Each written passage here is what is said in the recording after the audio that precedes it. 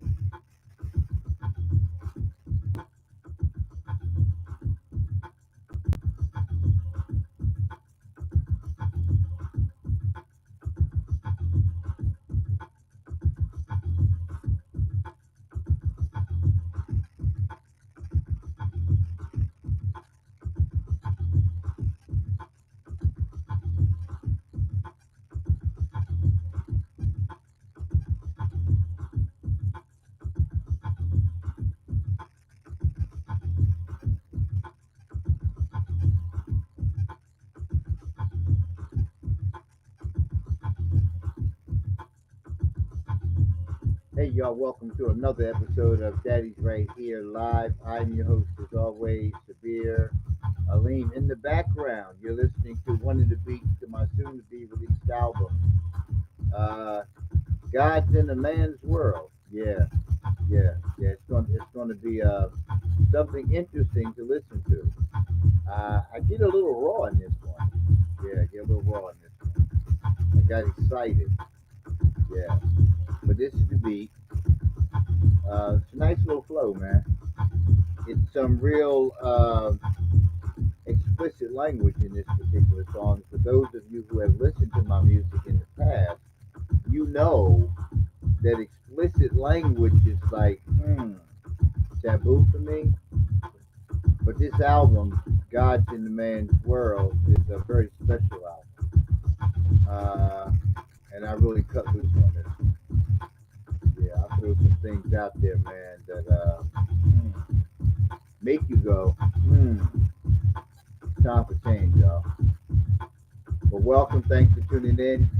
What does it mean to be an adult? What is adult behavior? We say this to children often, that these behaviors, these certain things that we are doing are reserved for adults. what does that mean?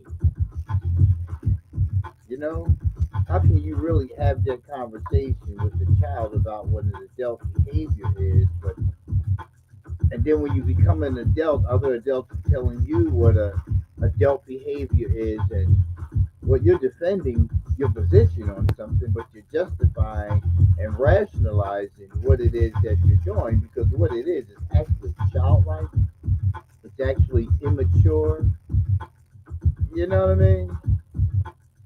It's like a real thin line on what it is that we identify as being adult behavior, but we kind of see anything but coming from a lot of us who are supposedly adults.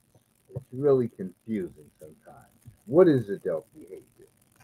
Well, there's actually, some ways that you can become an adult. As an adult, uh, there are definitely some changes and adjustments that you can make, that I can make to be more adult like. So, like, we use the age of 18 to say that this person is an adult. So, adulthood is predicated on a numerical number that somebody decided would be a great idea to use to say this person is an adult. But even at that age, we know that there's nothing adult like really about their behavior, but we still haven't seen the childlike behavior coming from us. So, what does it really mean to be an adult? We get all this information, and then when we get there, we have all these expectations, and then we see that, well, I'm still confused about what it means to be an adult. Yeah, very confusing for many of us. And nobody wants to be told they're acting like a child. You know, nobody wants to do that. Understand? Uh, so tonight's article we want to kind of talk about is 8 ways to be an adult. And this article is on Psychology Today. Y'all know that's my twist. I'm always in Psychology Today, and it's by John Kim, LMFT. Uh, so we are not born with adulting skills. This is what the article really talks about, that we're not born with adulting skills, just like we're not born with parenting skills. Clifton, Trinity, Casey, Arnett, thanks for tuning in. So we really have to start looking at this is not something that we is innate, you know, when it comes to being an adult. As children, we're typically raised to be good children or not so good children, when society defines them as being either good, bad, or incorrigible. So, what does that mean coming into adulthood? Hey, wifey, what does that mean coming into adulthood? For me, I've always heard, well, when you get a job, you can buy what you want with your money. But then when I went out to buy what I wanted with my money, I found that I better hold on to receipts too, because you can take stuff back, because you can't buy that with your money. I'm like, but I got a job. I got working papers at 13. I've been working all of my life, right? As an adult, you can have sex. As an adult, you can drink alcohol. As an adult, you can stay out to a certain time of night. Matter of fact, you don't even have to come home at night as an adult. But 18 being the adult uh, uh, cutoff or start time, I'm 18 now, I can do these things. No, you can't. You still can't. So it's a lot more things that come to this. Hold on a second.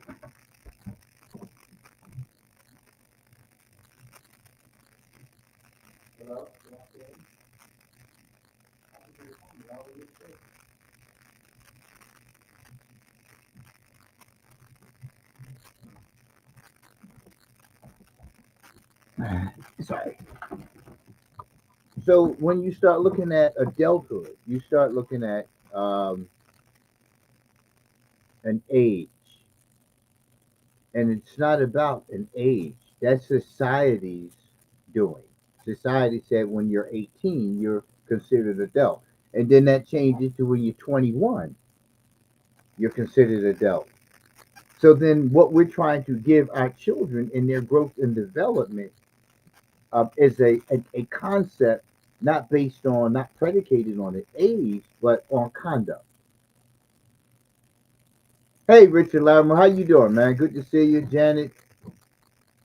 So you start looking at all these different things, all these different messages we get, and all we really want to do is get from under the thumb of our parents or whoever our caretaker is.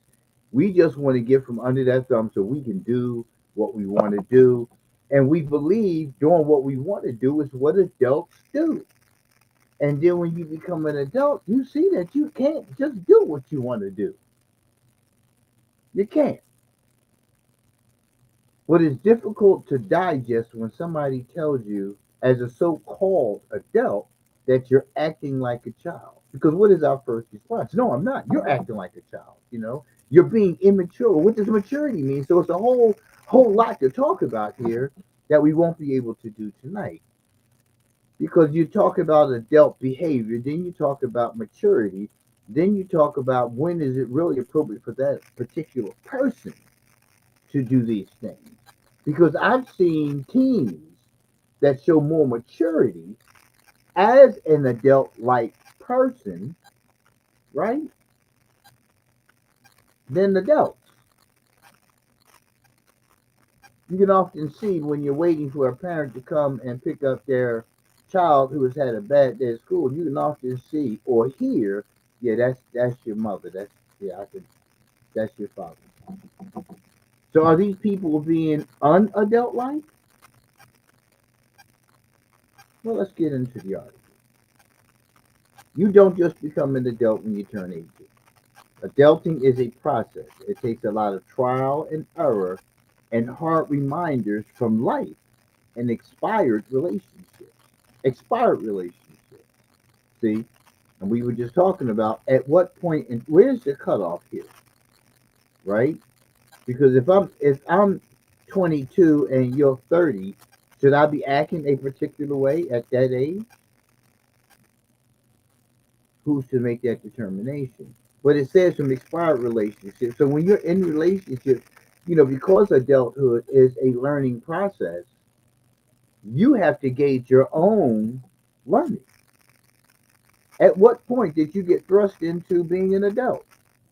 Some younger folks get thrust into those positions of an adult like role with their siblings, with parents or caretakers who are substance abusers, who are not managing their mental disability, who may need assistance with physical disabilities.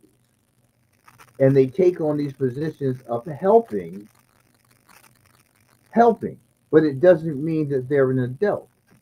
But when we have these roles at a young age, we're not clear on that because you're saying that these things are possible for me to do as an adult, but here I am taking care of you. Well, taking care of me is what you do as my parent, as my caretaker, as an adult.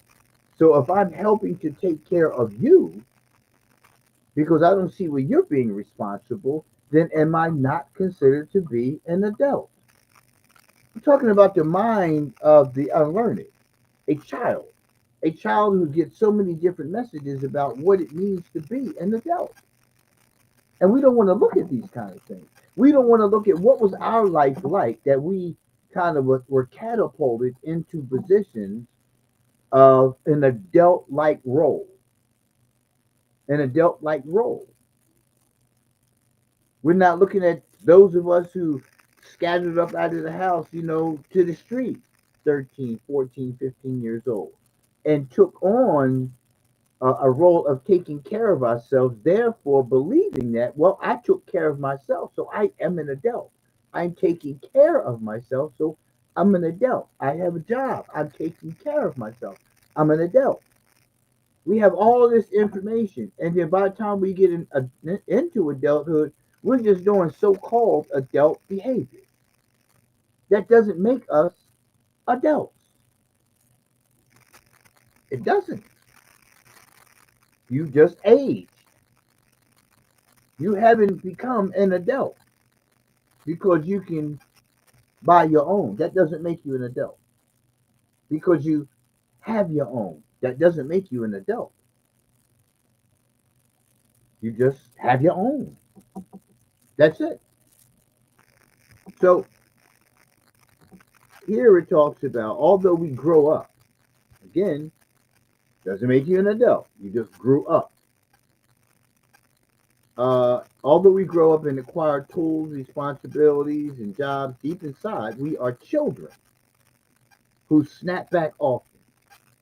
Whenever we encounter resistance or triggers, our child rears its reactive head. So we call it rubber banding in treatment. Everything about you, your existence, I don't care how old you are, your existence will always go back and come forward. So that means through the course of your day, you're triggered by different events. Some things just show up out of nowhere and you just can't understand why. It's like I'll get teary-eyed when I hear music from the 70s. 70s was a difficult time for me in my teens, right? Experiencing some things in the street, missing some things in the street. So it was a very difficult time, but I hear music from the 70s, Earth, Wind, and Fire, the Isley Brothers, Patti LaBelle, you know. I hear a lot of those things from that era, man. I sit down there and my eyes just start welling up. It was a difficult time. And sure, I've grown up. I've moved on. But those things still remain. They don't go anywhere. I've learned how to manage it better, as opposed to puff, puff, pass, or throwing some lines and all that stuff. I've learned to manage uh, those recurring emotions more appropriately. They don't go anywhere. You understand? They don't go anywhere. Um, our definition of adult changes. What we thought was adult a couple of years ago may not be today. For example, me acting like an idiot with my male friends, telling inappropriate jokes and sending ridiculous texts. I would have labeled that immature a few years ago. But today, and we're on the article, just to remind you, I believe we need some ridiculousness in our lives. It makes us not take ourselves so seriously. It can be medicine with the right dosage. Yeah, right. So, and that's where that thin line is because, uh, like, I don't see ridiculousness as something I would want to embark upon, especially not at 65. But it's just not something that I would see myself doing. Yeah, I do. I'm humorous and funny, I crack jokes, all that kind of stuff. I'm a fun person, but there's a cutoff for me. Whereas somebody else, 65, may not have a cutoff. May be like this person here in the article saying, "Hey, I think we need some ridiculousness sometimes." Well, I've never been that way. I've never been that way. So that would be far fetched to see me being ridiculous. Can I be crass? Yeah, sure. Right? I'm fun. I tell jokes. Right? Uh, I'm quick witted. I'm all of those things. What's up, educator? Pay Pay? Whole lot of meat goes, Jacob. So when I start, Jody, what's going on, cousin? So when I start looking at ridiculousness for me versus the ridiculousness for somebody, I would say that if they're being ridiculous, that's what they are. That they're immature. That as an adult, they shouldn't be acting that particular way. But others would see it differently. So when we start making a comparison between ourselves and other people and make the determination from there, what's grown, what's adult like behavior, right? That's where the problem starts. Because if you and I are engaging one another, it's significant because I need to know how to deal with you. Doesn't mean that it has anything to do with my living. Has nothing to do with my living. So this person here who wrote the article is at 43. And he says, I'm still learning to adult. Be here, but here are some definitions of what I believe adulting looks like. So there's 8 items on this list about what adulting looks like. So the first one it says is don't be a jerk. Kids are allowed to react, throw peas at the wall, and have temper tantrums. This is part of their growth process as they learn that those reactions won't serve them. As an adult, you have the capacity to pause and choose differently. Being a jerk is a choice and a reaction. If you want to be an adult, there's no excuse for it. Respond to people. Think about how your words and actions will affect others as well as yourself before you respond.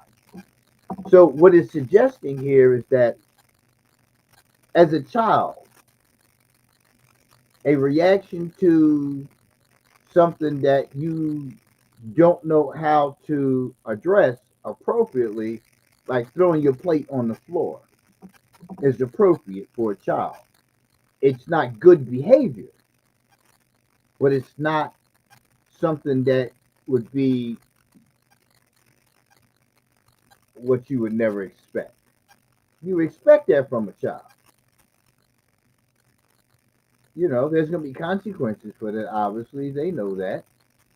But even them knowing it doesn't stop them from doing it because they know that they're a child and that it's going to get addressed.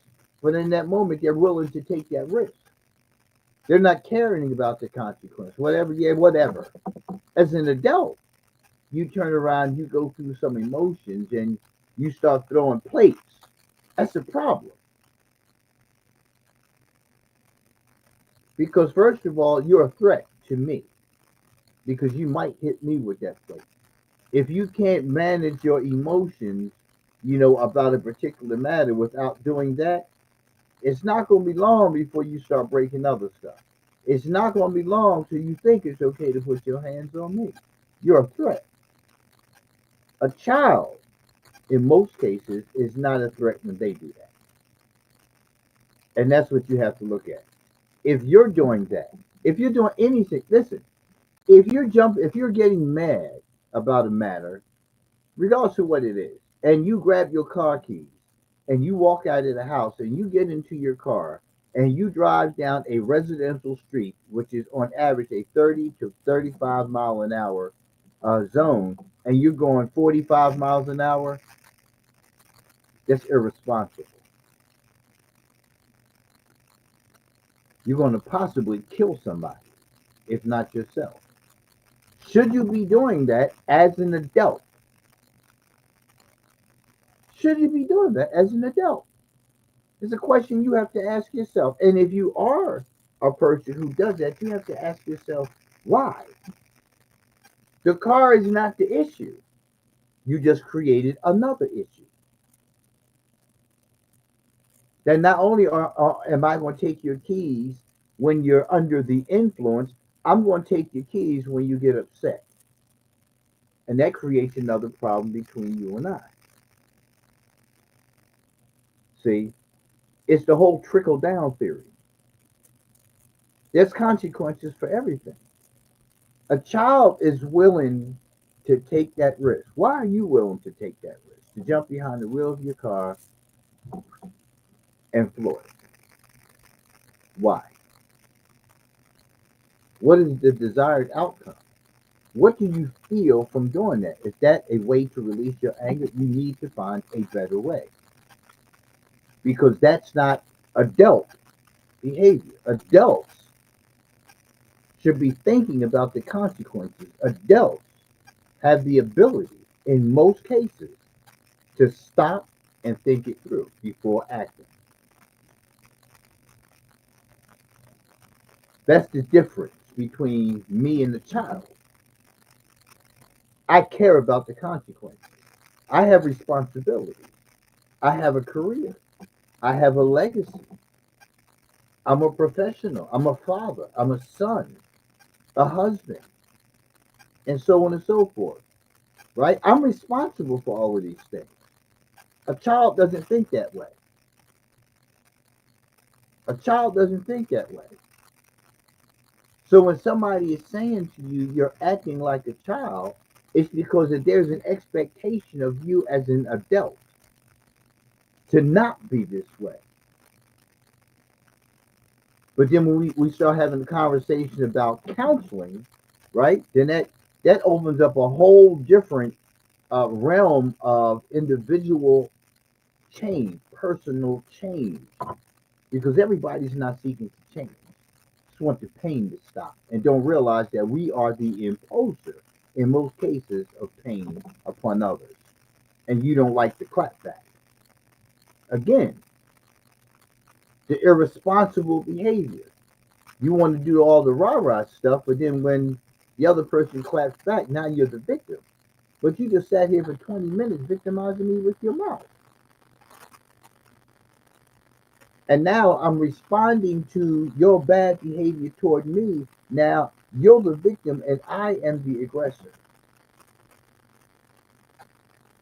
So when you see that you have this relationship that kind of keeps going and gnawing at you and gnawing at you, that's what it talked about early on in this article about your previous relationship, right? Because if you have this kind of behavior, you're going to have a lot of previous relationships because they're not going to last because of this behavior.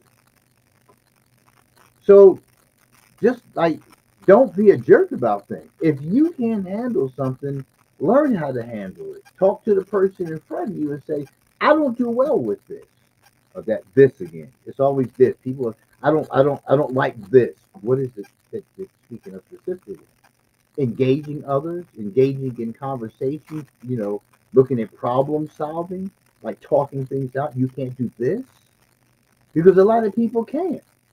A lot of people don't want to. Because they haven't outgrown the total self-centeredness of a child. Because children are born totally self-centered. They cry, somebody picks them up, put something in their mouth, whether it's you know, those kind of things, right? So that's what children do. Some people don't outgrow that. Some people still sit down and cry to get their way about things. Adults, so called, and wonder why they are still with somebody else again, over and over again. That selfishness that continues to rear its ugly head in every circumstance, reminding you that you need to go because that person is going to always be selfish. Selfish people don't change. People don't change unless they want to change. Many people get into relationships with other people so they have somebody to point fingers at and say, hey, you're the bad guy. Many people end up in relationships and begin to resist the change because they're getting checked on certain stuff. You can't just talk to me any kind of way. You can't. I'm not going to allow you to do it. But I'm not going to be hurtful in my approach to leading you toward change. And that change may very well be you have to go. I'm going to bring it to your attention. We're going to talk about it. We're going to talk about what just happened. Because what I need to understand is, why do you think it's okay to not just talk to me in this manner, but anybody?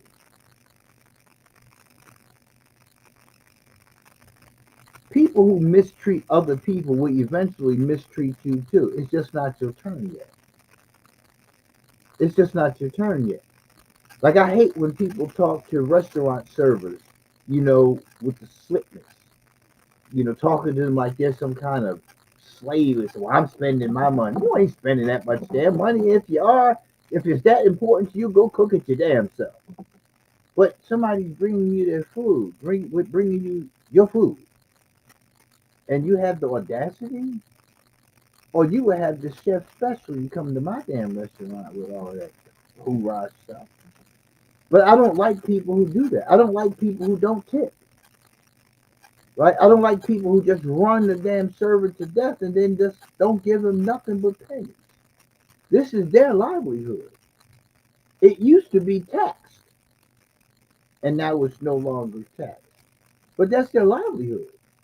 They make a very small, if any, wage, and then you want to work them to death, have them running back and forth for ketchup, hot sauce, and all this other stuff, when you could have asked for that from the beginning.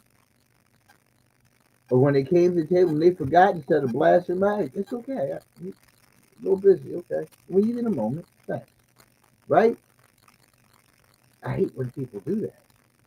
But I know that that's how they're gonna treat me when it's their turn. When it's my turn. When they think it's my turn. When they think it's okay to, yeah, because it's coming. That's who they are. So don't be a jerk. Number two, right? Take full responsibility for where you're at in your life. To the article, you can complain about your life, and some of it is totally fair. Many of us were dealt some really lousy cards, and things have happened to us that we had no control over. Okay, but if you want to pull yourself out of the quicksand and make some kind of dent in the world, you have to accept where you're at completely. Now, the difficult part in that is, how many want to admit that they're having a difficult life and let other people know that? How many people want to tell themselves that? How many people tell themselves that and find themselves standing on a stool or on the edge of the bridge? So it's another one of those thin lines that you have to look at, because once you cross that line into this negative self-talk, it becomes so debilitating after a while. It breaks you down. It destroys you inside. And then your behavior towards others is evident that there's something not right here. And even though you may not be doing it intentionally, it doesn't matter. It's your responsibility to be aware of yourself. You have to be aware of yourself. Ain't nobody going to save you. Nobody's going to save you. Even if you're telling other people about it, they're not going to save you. They're going to get away from you, if anything, because they don't want to hear it. Because they got their own stuff that they haven't faced yet. You understand? This is why counseling, individual counseling, is so important. The hell with doing marriage counseling out the gate, when you know deep down inside there's some stuff that you need to confront about yourself. Because your partner in that marriage, is just going to become your target. Because the first thing you want to find out is about you. Why am I acting this way? Why do I respond this way? Because that's what it comes down to. You have to stop responding in that way. That causes difficulty in a relationship. You.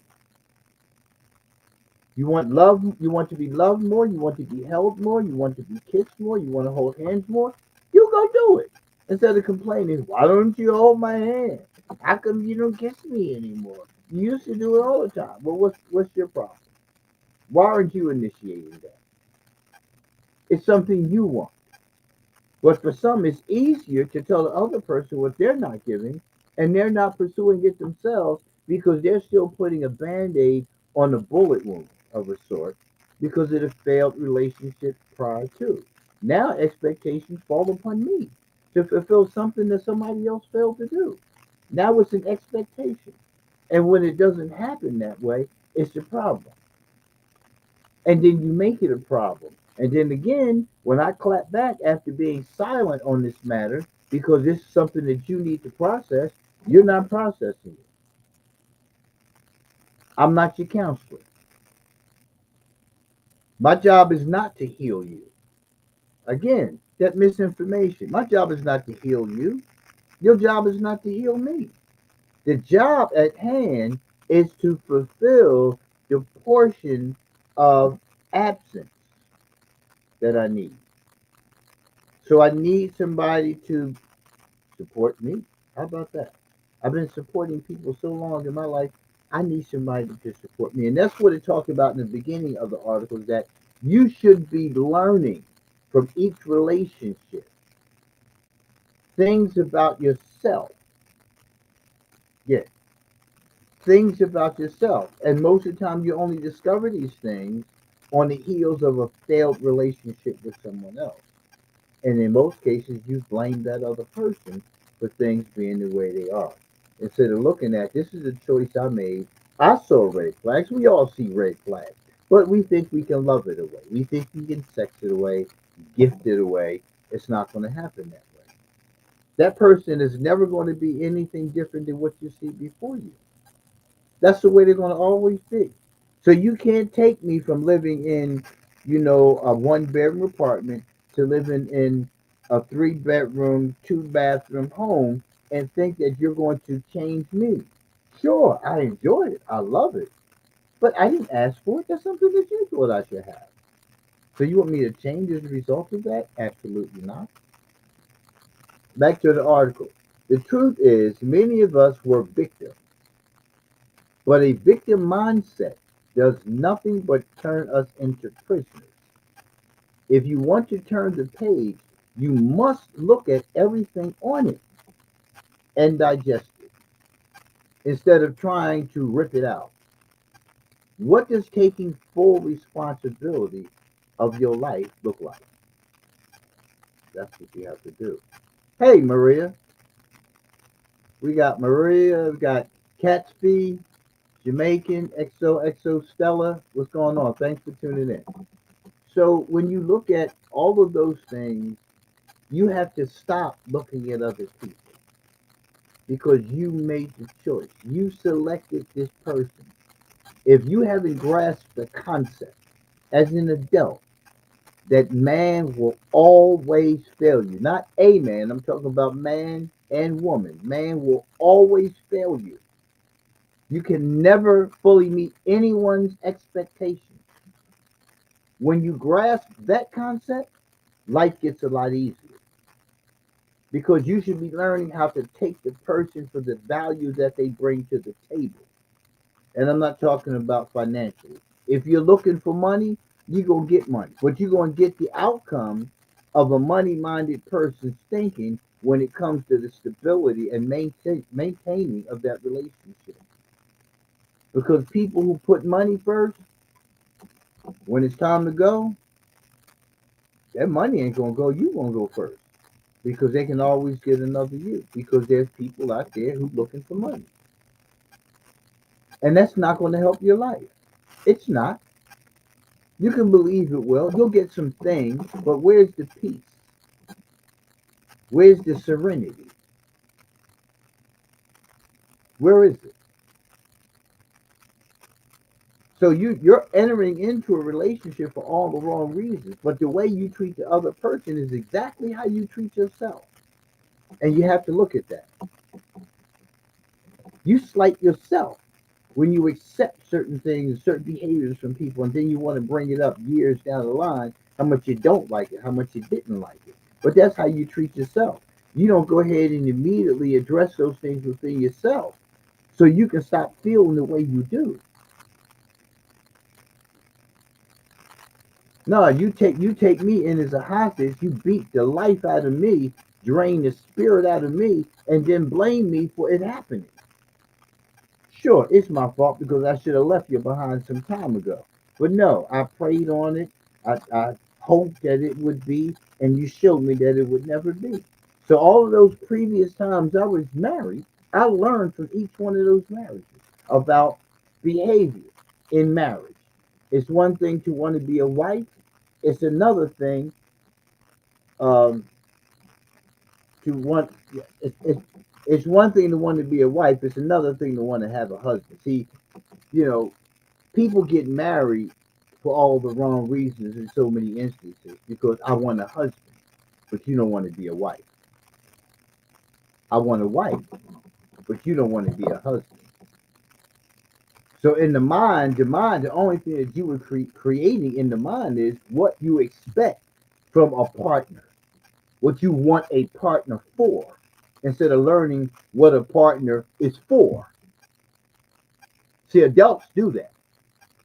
When you see that things aren't working right, an adult takes the time to go and see what this should look like for me. Because obviously I'm doing something wrong. Obviously I'm doing something wrong. The unhappiness that I feel in my life was self inflicted because the first sign of what I don't like in a person continued to rear its ugly head, and I should have left. But you didn't. Now you want to beat that person up. Now you want to bash that person. Now you want to, degrade them, berate them simply because you just didn't make the decision to leave. Well, you want to start there. Why do I have such a difficult time walking away from situations that are not good for me? I don't have to be bitter and say, hey, listen, nice meeting you, but I'm going to roll. Tyson, Sam, Gigi, take row, another row. What's happening? So you understand what I'm saying here? What you what you have unresolved within your life, only you can resolve. Being bitter is not going to make any difference. Uh, uh, uh, Cutting off sex, what do you call it? Being celibate is not going to change it. People take on all these different things. Well, I'm just going to be by myself for a while. I'm going to be celibate, and this is going to be the solution for why I keep running into all of these good for nothing people. No, that's not the reason. That's not the reason. How are you making that selection? I know that's one of the things that I had to do. How are you making that selection?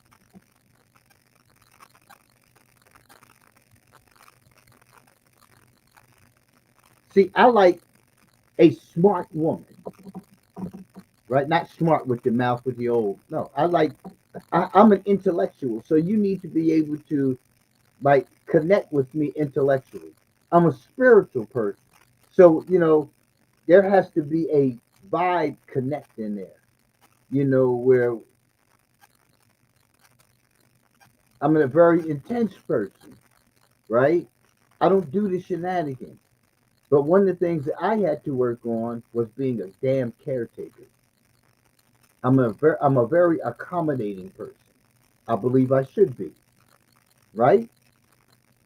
I learned that I stopped being as affectionate as I used to be. I was always a very, very affectionate person, very, very affectionate, right? And over the years, the failed marriages, especially my last marriage, um, it took a lot out of me. It just really took the wind out of my sails, right? I was just like kind of devastated because I had been tired. Like, yo, come on now, and I had to learn the hard way that people are not going to change. The way you meet them is the way they're going to always be. If you struggle with it initially, move on. It's no sense liking these different aspects of a person, but it's this area over here to be a critical area that's going to continue to show up over and over and over again. And it's only going to be an argument. There's not going to be any resolution to it. it will be the thorn in your side. It will be the destruction of that relationship. So don't even go any further. Don't even take yourself any further. Clark, what's going on? Danny McLean, Righteous Rebel, Rita Romero, what's going on? You understand what I'm saying? So what you're feeling right now is self-inflicted. Everybody comes upon a failed or failing relationship. Make a decision. Pain is inevitable. Suffering is an option. There are a lot of people just suffering. As an adult, you have to take full responsibility of your life. That's an adult. Children drag things out, continue to let things just run their lives, continue to act irresponsibly, and continue to blame. As an adult, you can make a change in that because you know the difference. You just choose not to address it. So that's a childlike behavior. You want to stay in that position and you want to blame somebody else. There's nothing adult about that behavior. You watch your child do the same thing. You see people sit and watch something they know it's going to be a negative outcome. They wait for it to come. Then when it comes, they got to blame whatever's presenting in their lives at that time. They want to blame that particular thing. They want to blame that particular moment because it's easier that way. But you saw it coming all the while and did nothing about it. That's not an adult behavior. As an adult, you're responsible for other people's lives, but most importantly, your own. How do you see that coming and wait till it gets there to want to do something about it? But now it's too damn late. Now you've impacted everybody's life. That's irresponsible. Number 3, love hard and responsibly. You've been hurt, and we just got finished talking. I probably didn't talk about the whole point here. Just so you know, I don't like read the entire article. I peruse the article, find its content to be something I like to talk about on the show. I'm not I'm not in agreement or disagreement with. I don't take that position. When we go through the article, I take my position. Real simple. But you've been hurt. We all have. But loving from a place of hurt isn't loving. Say that again. But loving from a place of hurt isn't loving. It's hiding. And you will never hit the high notes of love you're searching for if you're hiding. So, in other words, as I was saying, when you're hurt and you don't resolve that, you're not loving me. You're not.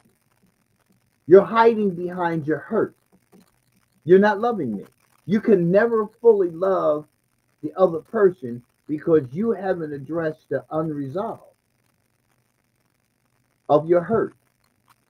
And the only way you can do that is you sit down and take the time to evaluate and assess how it began, what happened during the course of it, how did it end, right? Listen, listen, you're looking at a person who I was devastated, fourth marriage, did everything I'm supposed to do,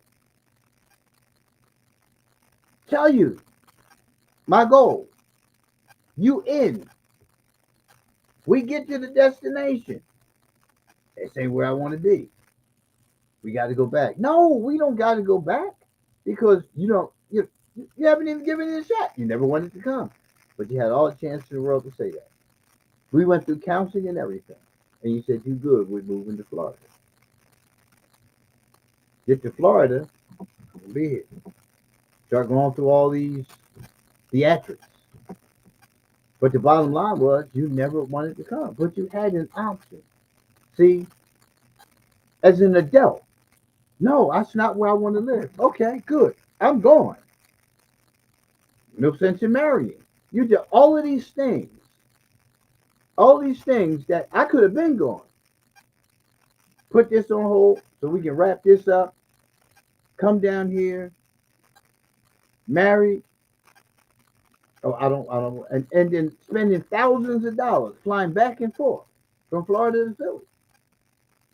No change. You wanted me to come there, plain and simple, because you didn't want to be here.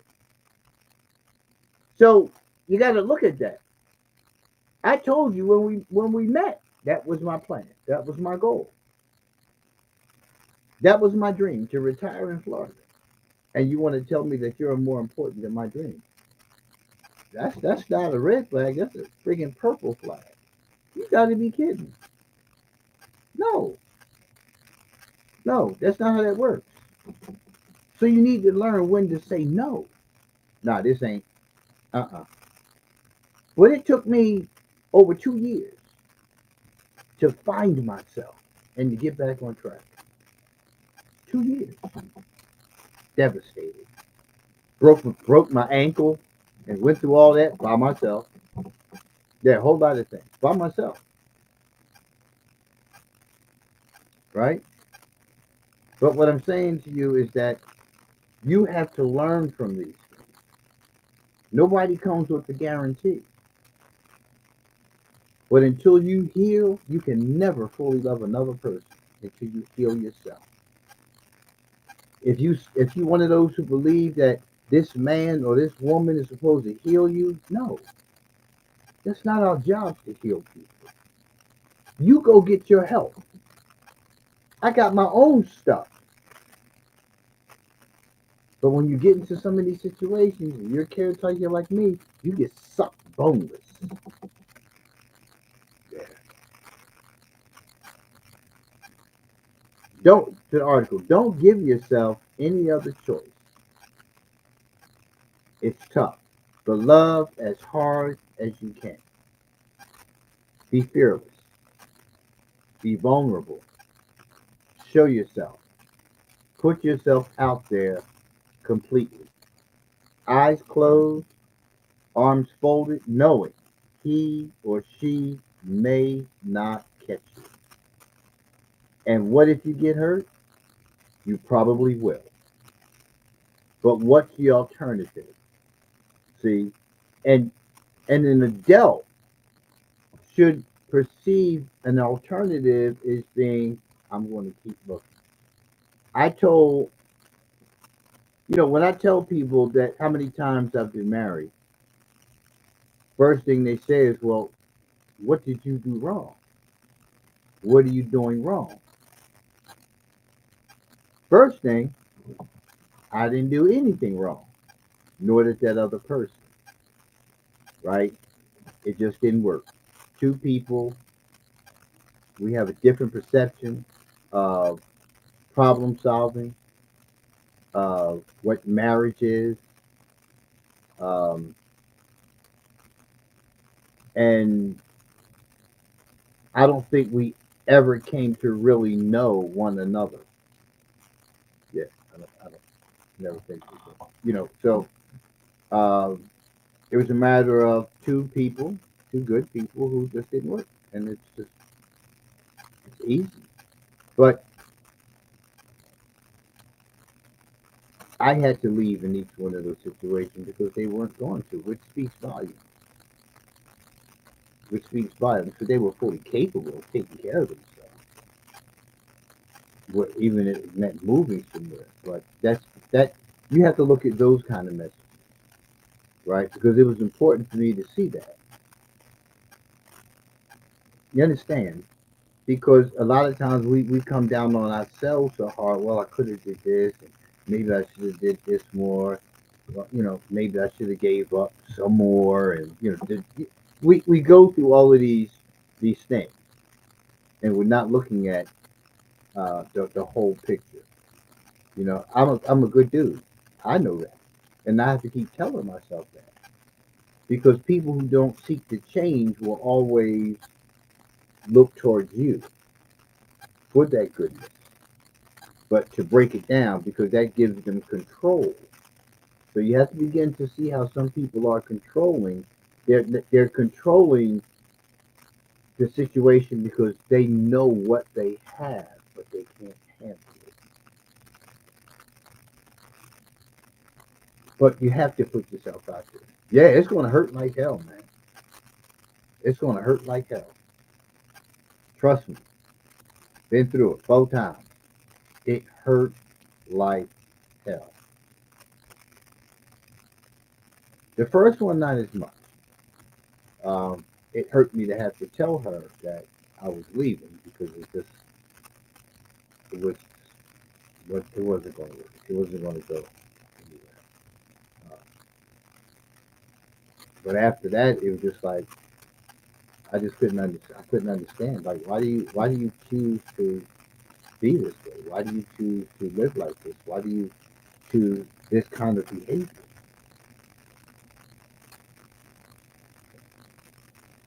When it's really not that deep that you, and then you find yourself having to do this over again. And of anybody, if anybody who is remotely close, because I don't, it's never, they're never going to find anybody like me. But if anybody's remotely close to adult behavior, they're not going to tolerate it either. And you're going to find yourself in the same circumstance because you haven't taken a look at you and what it is that you need to do. Doc B, what's going on? Leonardo Castro, Chef Carolyn, Liam, what's happening? You know, there's only one me. There's only one you. So, working through that pain, you have to, man, because it'll block you from being able to fully love anyone else. So you have to do that. So you have back to the article. You have to make a choice, a difficult one that will bring you a ton of resistance. You have to let go of control, predictions, and expectations, and just practice love in its purest form, without fear. You have to stop wrestling logic and ego, and stand on the ledge with a smile, knowing that loving someone else as hard as you can will always be more about you than anyone else. Yeah. And that's why I said, seeing those kind of things that I had to leave and they wouldn't leave showed the application that I was putting into this. That I was loving hard. That I was doing everything that I believed that I could possibly do. And did some things that I didn't think I could do. You know, to show this person how I felt about them. But when you have to work hard at validation, it's different because nobody should have to do that. That's some unresolved that you're never going to cut through. A person's never going to see through. They're just hidden from themselves. But like it talks about here, just stand on the ledge and give all you got. Because if you give anything less, if anything less, you're going to experience just that. Yeah. You're going to experience just that. You're going to feel less. You're not going to get the full benefit. Hold on, y'all. Come on here. You're not going to get the full benefit of this relationship. It's just not going to happen. It's not. You're shorting yourself. And that's part of the reason why they continue to happen. Because with the unresolved that you're already bringing along with you, I'm only getting maybe a third of you, depending on how devastating the loss was and how many times you've had these losses. So each time you have a loss of a relationship in your life, how much does it take away from you? How much are you missing from you? And how much can you possibly give to me? How much can you possibly give to me? So you're depriving me, first and foremost, but most importantly, you're depriving yourself because you can't get into it. You can't. As hard as you may try, as much as you have convinced yourself that you have tried so hard to stay with this person, You haven't seen the impact, the negative impact that you not resolving these past relationships. Yeah, you're not going to see it.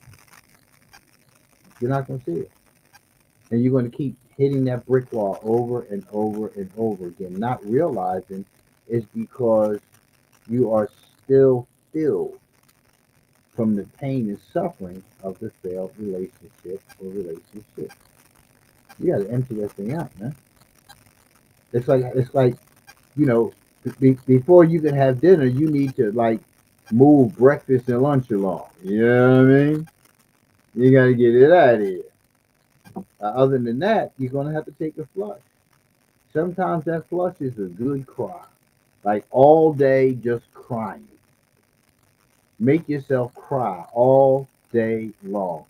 Listen to the '70s music if that's you know that if that's one of those areas too, because that was an area for me. It was tough times in the '70s. So, go back. Don't stay back. Go back and start purging yourself, man, of some of that stuff. You might have to do that first with the childhood stuff before you can get to the failed marriages, the failed relationships, the other losses in your life. You may need to go back to childhood first and purge yourself of that suffering because it happened and it's over.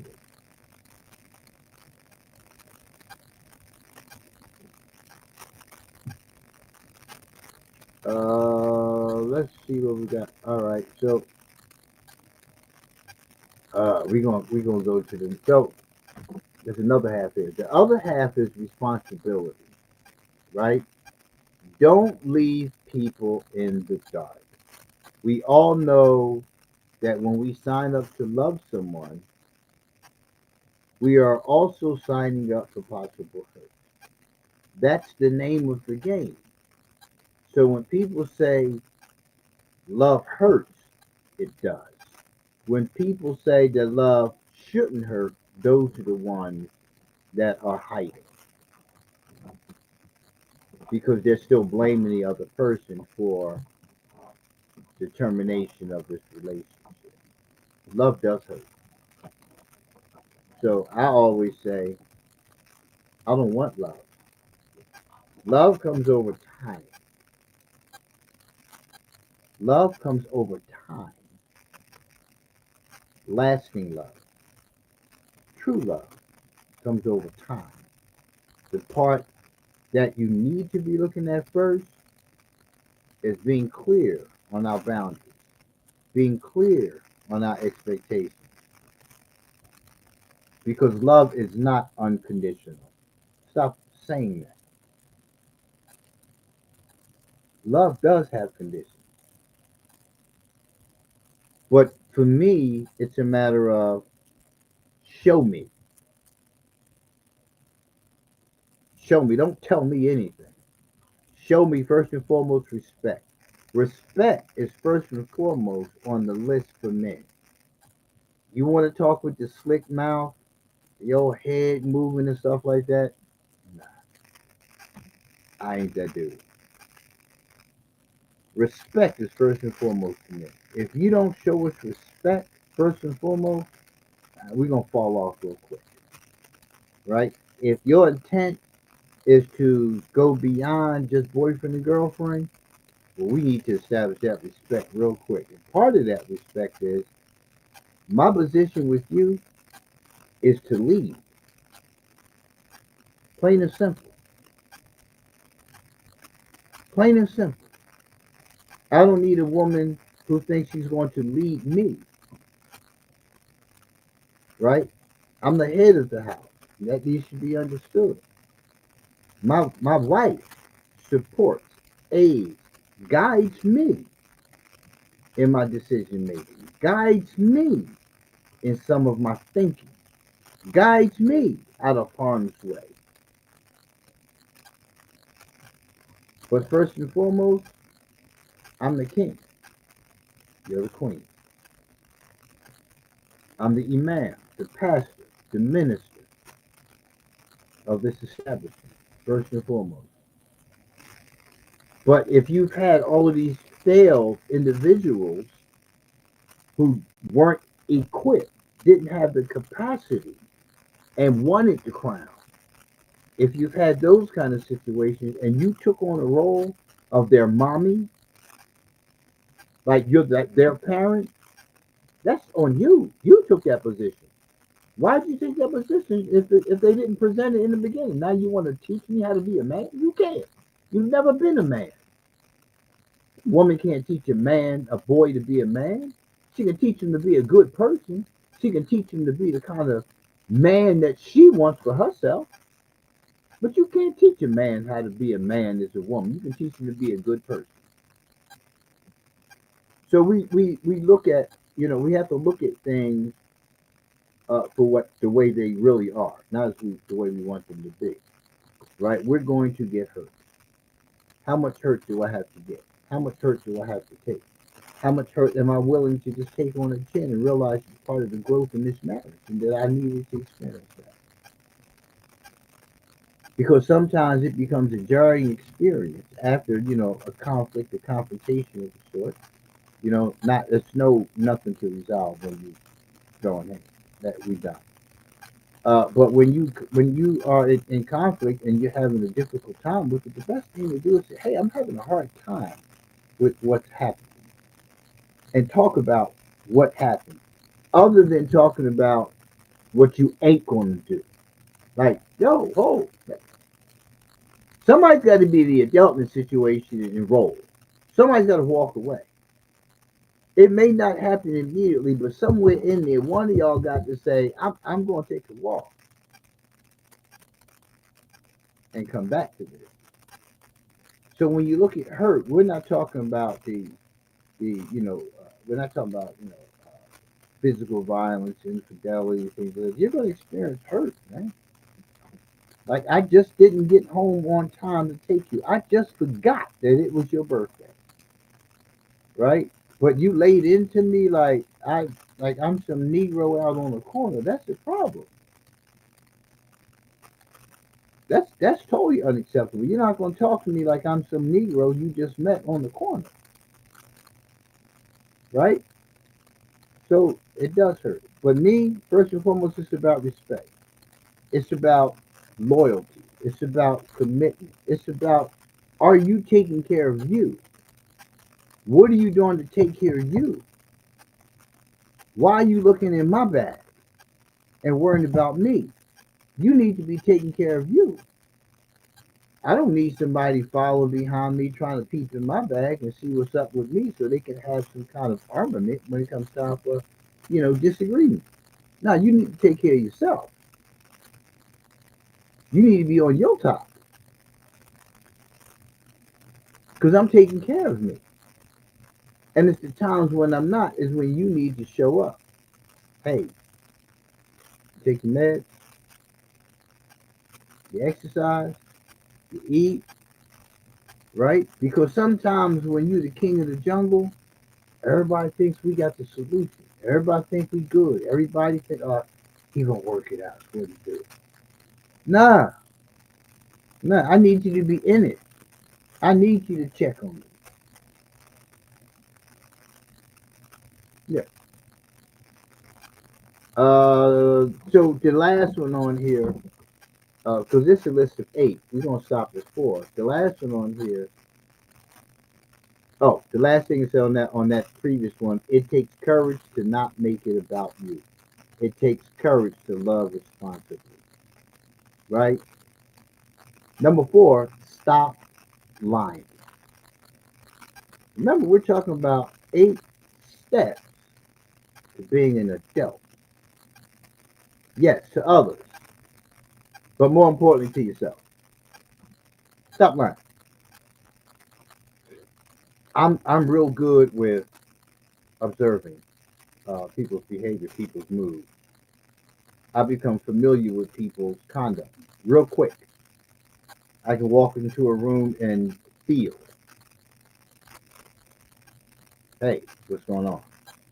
No, I'm all right. I'm good. But because I know all your nonverbal, because I know your voice tone, because I know who you are. And I don't have to be in a close, intimate relationship with you. I observe everything. I observe everyone. I know that.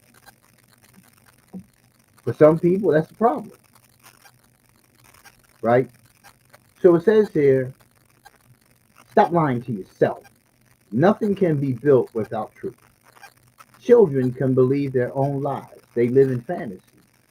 But if you keep lying to yourself, you will always be a stunted child.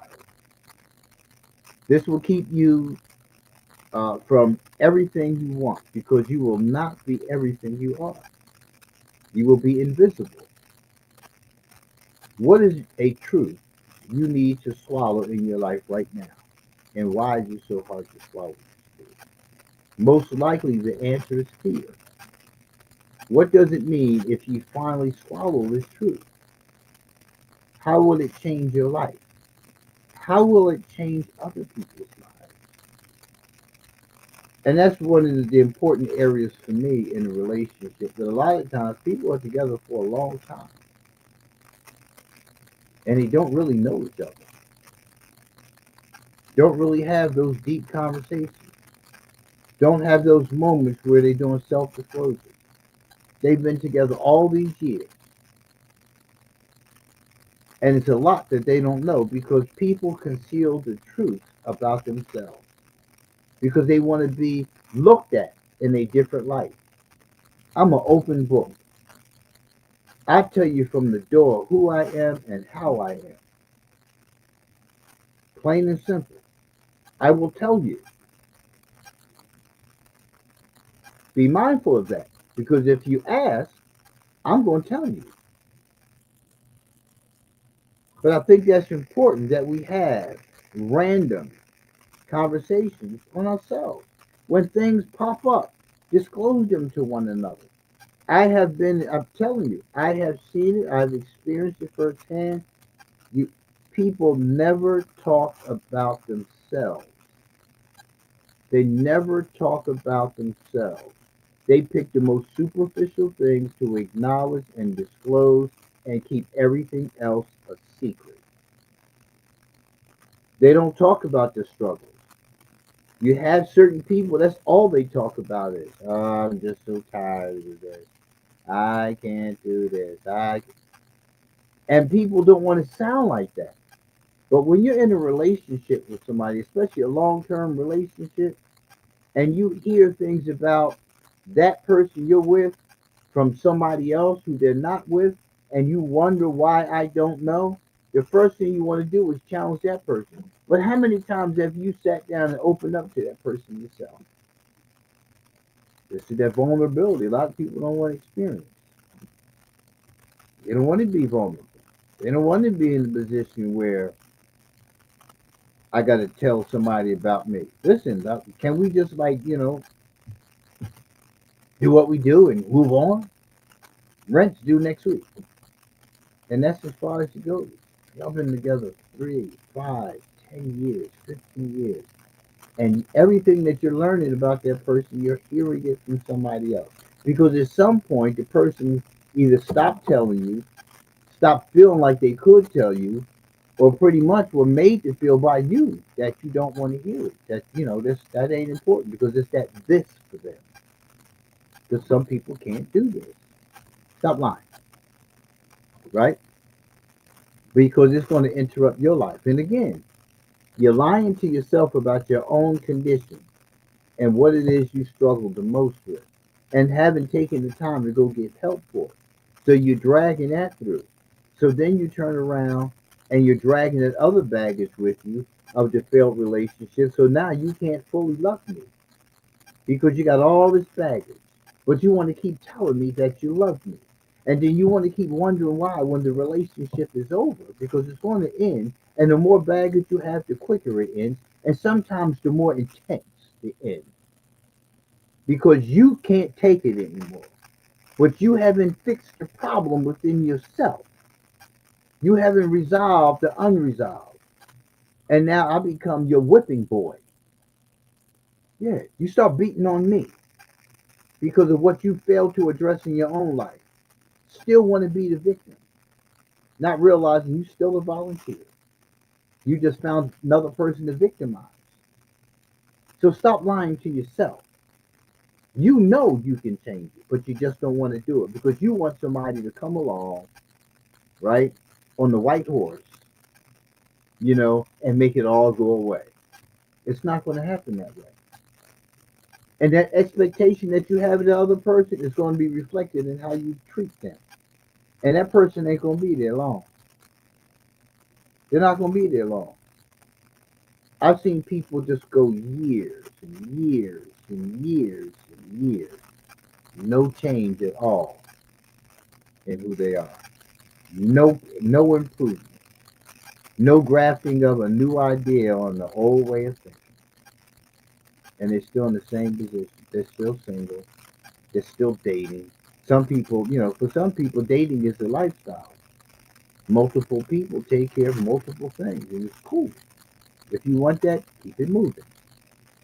But adults, you be straight up with it. That's what it is. This is what it is. This is what I do.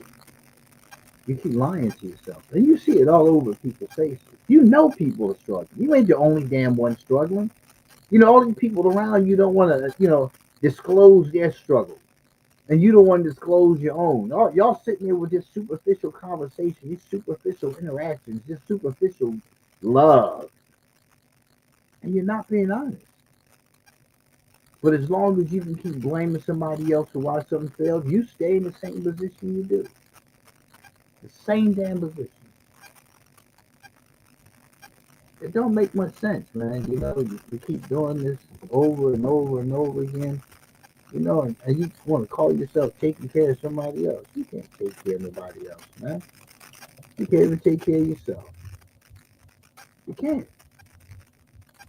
But we're not going to be able to finish this list, But just know that, first of all, I was late. I'm sitting there working on another project. Looked up, it was 7:23. I was like, damn, I'm supposed to be doing the show at 7.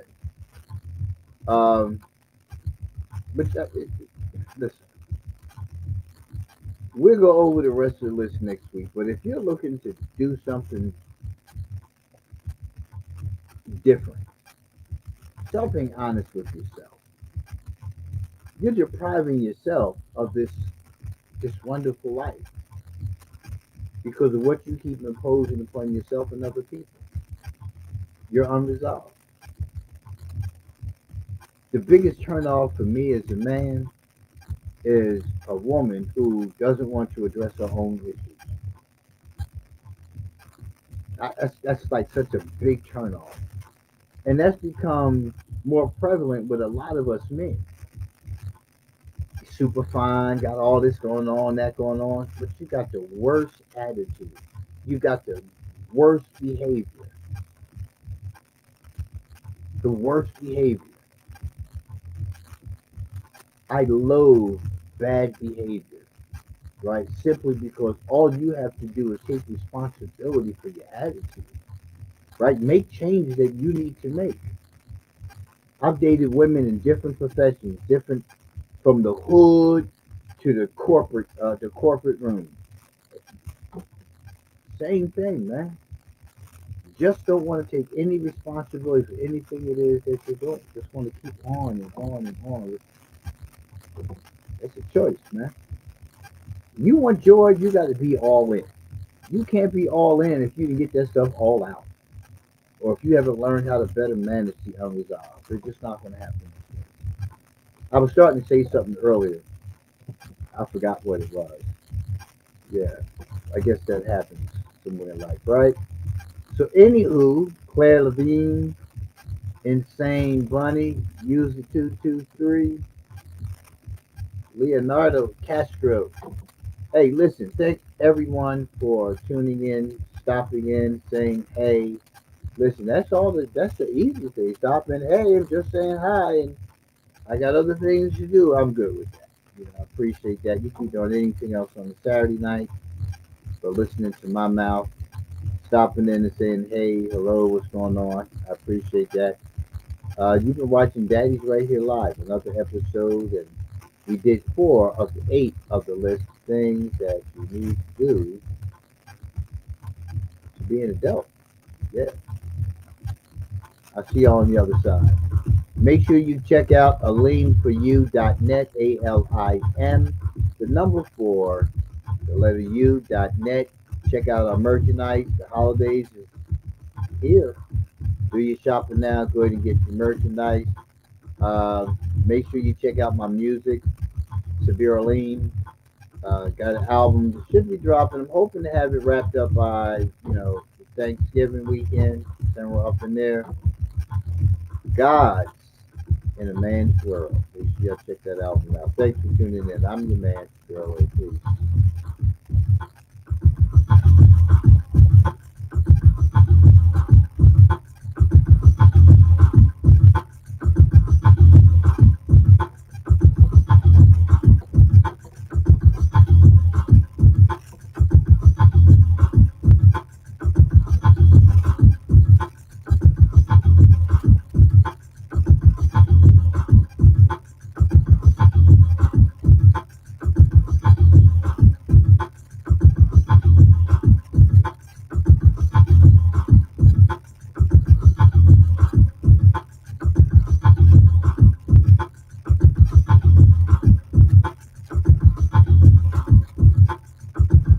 Just wait till you hear the lyrics. Oh, they're nasty. This is my first explicit album. It's explicit. Well, this whole thing is. But yeah, I kind of let loose some verbiage to this one. Got in my feelings some of this stuff. God in a Man's World. This song here, um,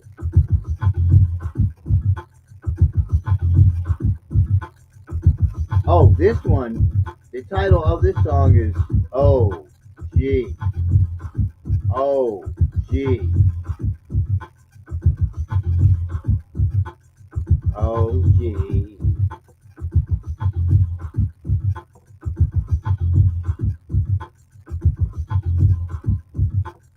Oh G.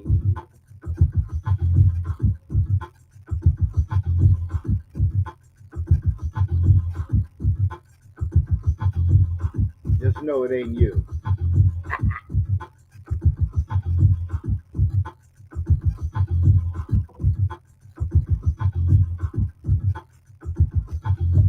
I haven't memorized the lyrics yet. Well, I give you a little something, something. Yeah.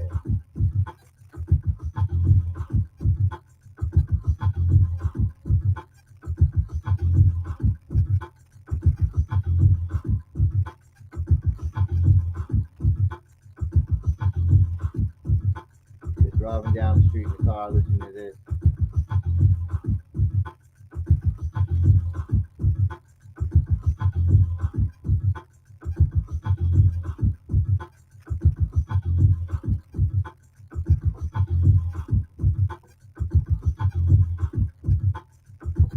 See if I can't give you the hook. Brandishing your past like you deserve a fucking Emmy. An incapacitated person under the care of the BOP. Got that? Yeah, that's how dirty this one gets. Yeah. Did you catch that? Brandishing your past like you deserve a fucking Emmy. An incapacitated person under the care of the BOP. Bureau of Prisons, in case you didn't know what BOP is. Yeah. The song is talking about affiliation, gang affiliation, and how many of the gang leaders who established these gangs, who run the gangs, have literally ruined not just their own lives, but the lives of the ones that they pull in, and generations, because it just goes on to the next and to the next and to the next. Now you got three, four generations of gang members, gang leaders. And it's just about the numbers. It's not about real love. We do what we do, you know, and people are just pawns. They'll take you out at the blink of an eye. You putting your life on the line for a man that ain't really. So either you do for him or you get done. But you once you're in, right? But some are sitting on the sideline and just basking in all of this, like it's some kind of glorification thing going on. You're not active. These boys don't have no respect for you for real. Yeah, they tell you in a minute, yeah, oh, this ain't your time no more. Oh, hey, it's our time, right? OG, hey, OG, that kind of no, hey, you. So you're the solution and the problem. Which side are you going to be on? Because you can help stop this. You can help stop the murder, the mayhem in the streets by taking some ownership, right? You made it attractive. You made them think that this was just going to be this family thing. You made them take that case and go in and take them out so they could prove that they're in it. And what? And killing each other? Killing somebody who look just like them? Because of colors? Because of letters? Lost your damn mind. But that's God in the man's world. Yeah. That much influence. And that's what you do with it. Because you're made in his image, his likeness. We make life. We can take life. We can create life. We can do all these things. So because you have that ability, this is what you do. So fix it. Get them off the streets.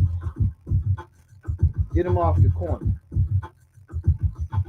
Get them some help, some direction.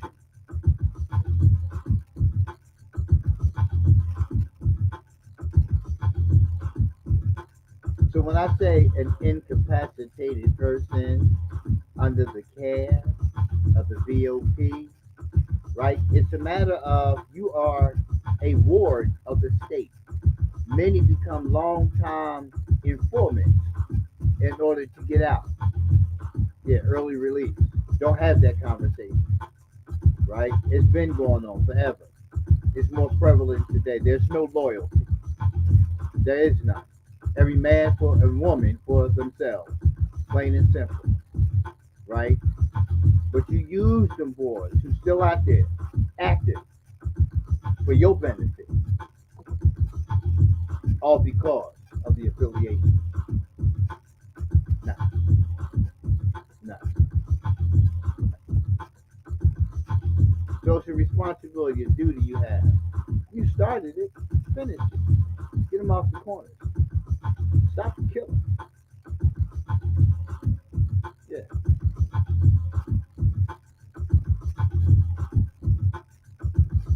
Yeah, ride a horse in the car, stomp down in the sea.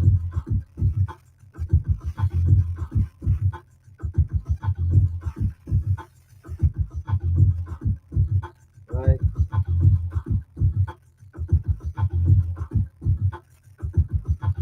Yeah, you know, and chair.